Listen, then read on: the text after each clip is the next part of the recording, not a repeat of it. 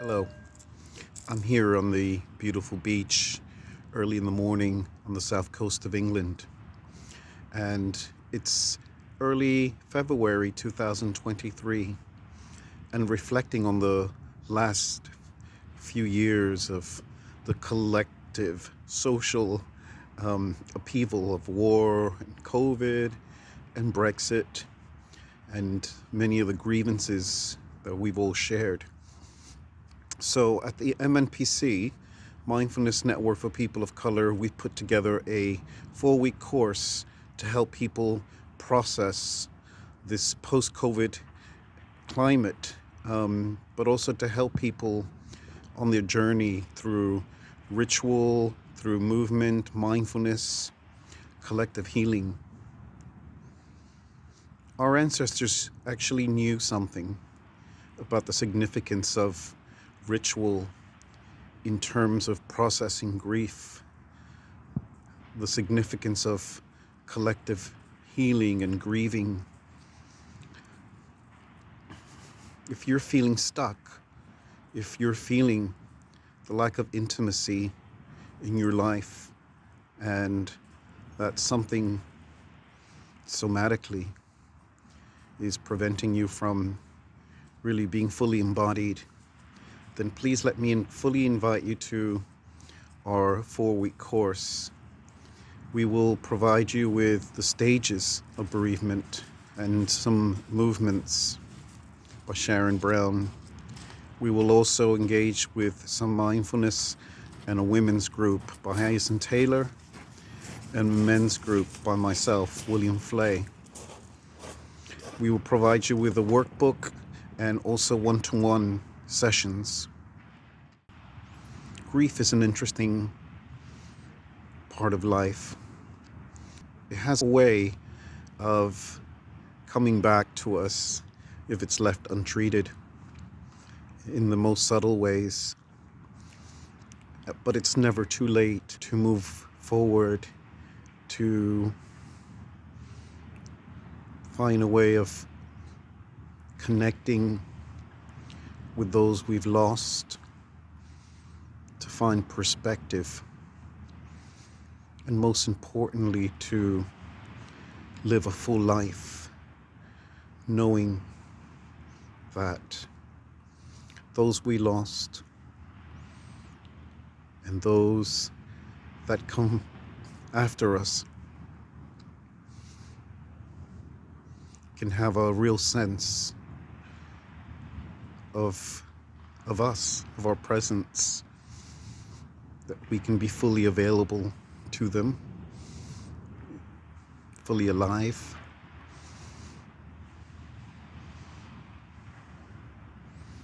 Thank you. So just beginning to let go of anything that might be around for you. So just staying in your practice as I offer this reading. A spiritual life is first and foremost about commitment. Commitment to the way of thinking and behaving, those honoring principles of inner being and connectedness.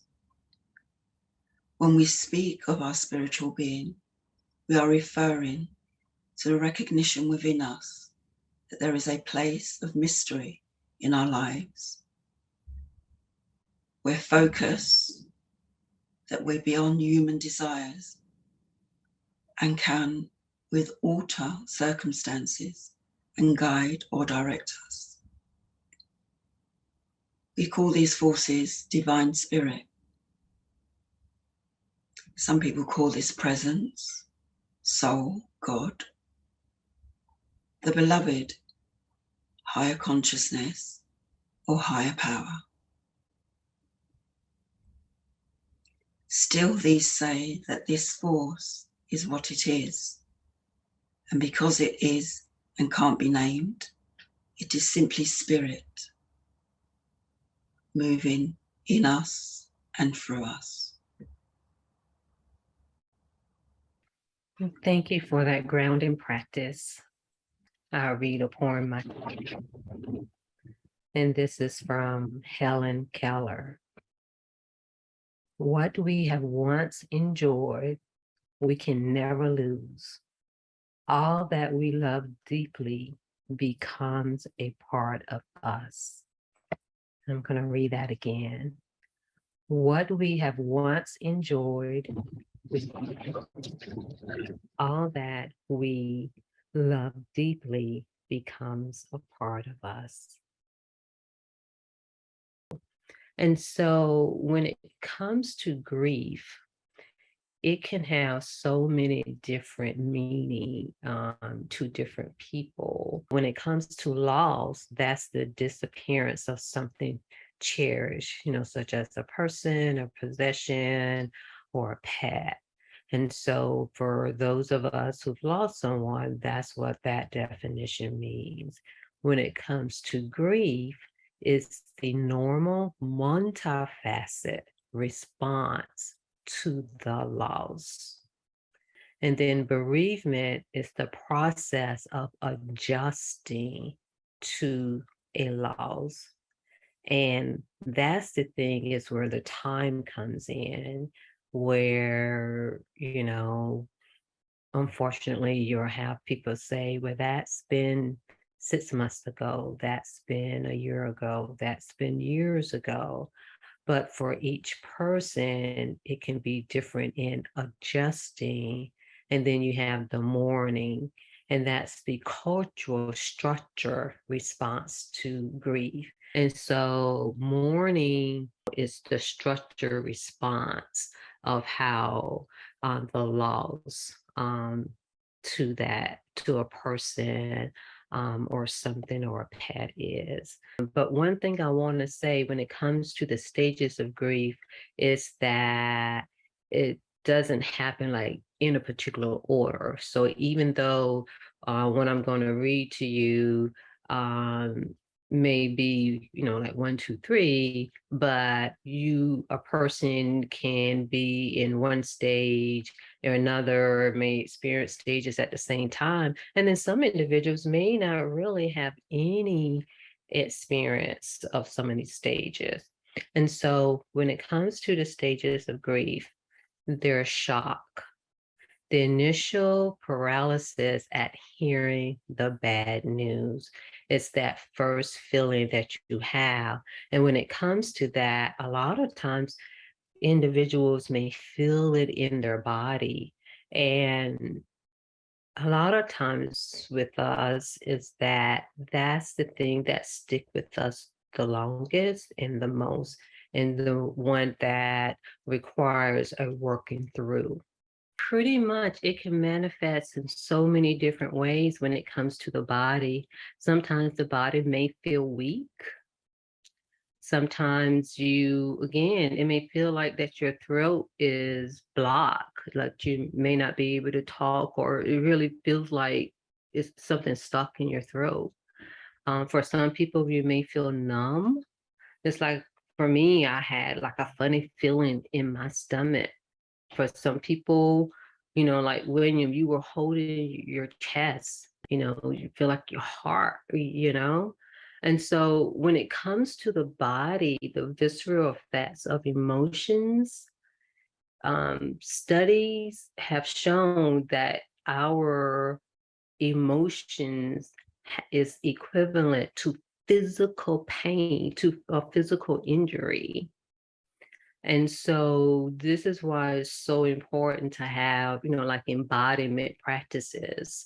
And I include, breathing exercises as a part of it, whether it's yoga, whether it's dancing, whether it's walking, whatever it is that may be. So breathing really helps heal. And when we say heal, it's not to make, our loved ones' memories go away. It's hopefully where we can hold them in, the way that they were here. And we can tell those stories more so without our body breaking down. And so remember the visceral fat. Give yourself permission to have compassion for yourself. If you need to just hold yourself and say, just give me a moment and let me breathe. And you can, do something like this. Now, a lot of times for people who are not aware of this, because most people it's like, oh, but calm down. It's like, I am. And just let them know that you are. The role of the heart in completing the story is to express what you feel honestly. And that means every emotion from your head to your toe and everything that you feel. So it's your emotions and everything that you feel within your body as well. And while everyone is contemplating that, I want to go ahead and share a quote or poem, and it's Collateral Beauty. It's love, time, and death interlock in a life fully lived, and how even the deepest loss can reveal moments of meaning and beauty. I'm going to read that again.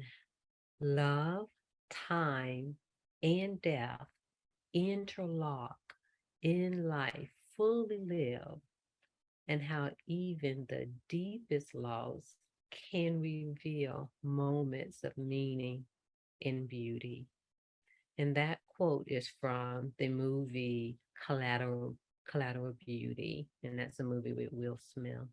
So thank you, Sharon, for such a beautiful presentation and just reminding us of the effects of grief on the body and the nervous system. So if we just take a moment to just settle into our bodies, to allow ourselves to just settle with what is. So just dropping into the body. Just allow the shoulders to relax. Relax the stomach.